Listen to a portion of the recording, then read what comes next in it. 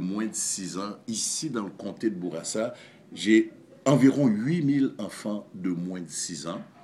Et de 6 à 17 ans, il y a 12 700 et quelques enfants qui vivent dans les familles dans Bourassa. C'est Donc beaucoup, ça. c'est beaucoup. Et effectivement, ces familles-là vont recevoir l'allocation canadienne pour enfants. Et ce, à compter de juillet. Et s'il y a une chose qui est extrêmement importante que je veux dire aux gens, c'est qu'il y a un certain nombre de crédits auxquels les gens ont droit, mais s'ils ne font pas de déclaration d'impôt, on ne pourra pas savoir si ces personnes... On ne pourra pas leur envoyer le crédit en conséquence. Ouais. Donc, ce qui veut dire que c'est important de faire une déclaration d'impôt, une déclaration de revenus à chaque année, de façon à ce qu'on puisse avoir les données nécessaires. Parce que ces chiffres-là dont je vous parle, c'est basé sur la déclaration d'impôt de 2015. C'est à partir de ces chiffres-là qu'en juillet, les gens vont commencer à recevoir les chèques. Justement, en parlant de ça, il y en a beaucoup qui ne font pas leur déclaration d'impôt. Est-ce que vous avez des données là-dessus? J'ai pas des données précisément pour le comté, mais au niveau de l'Agence du revenu du Canada, on a, étant donné, bon, moi je suis secrétaire parlementaire, oui, on a des données sur des gens qui auraient dû faire leur déclaration d'impôt et qui ne l'ont pas fait. Si on prend par exemple... Est-ce que c'est un nombre important?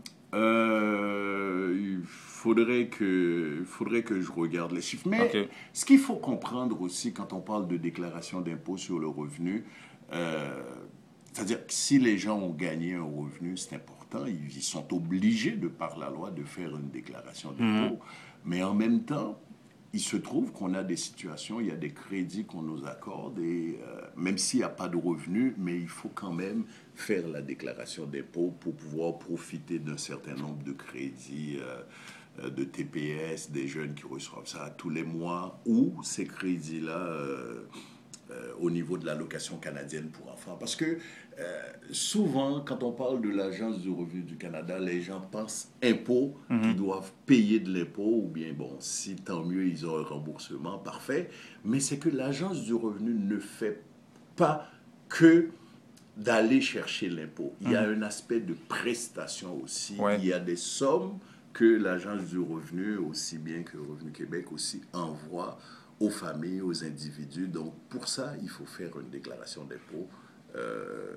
Et les gens n'ont pas nécessairement besoin de payer non plus pour aller faire la déclaration d'impôt parce que il y a beaucoup de bénévoles. L'Agence du revenu du Canada aussi a une structure avec des bénévoles qui font les déclarations d'impôt pour les gens à faible revenu.